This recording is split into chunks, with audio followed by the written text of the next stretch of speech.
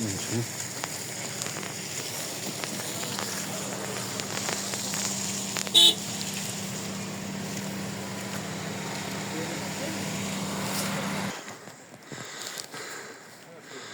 Bir şey var mı?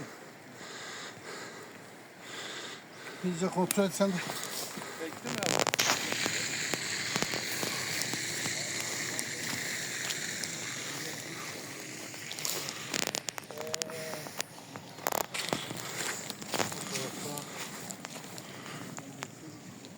Yavaş.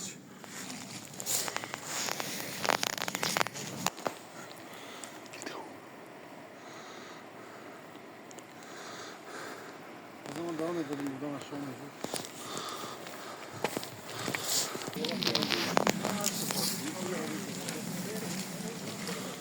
Hayır abi. Ben de bakabilirim. Arkadaşlar. Sen alttan başlayalım.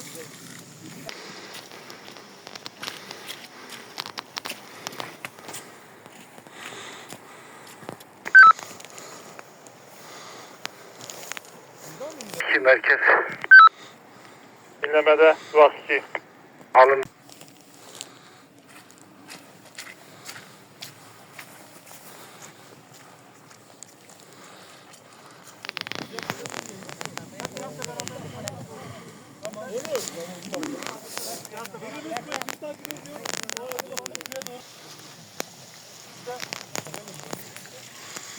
Ekipleri buraya alalım arkadaşlar.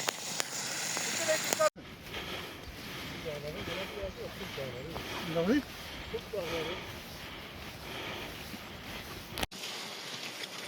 Tamam bu kadar yeter.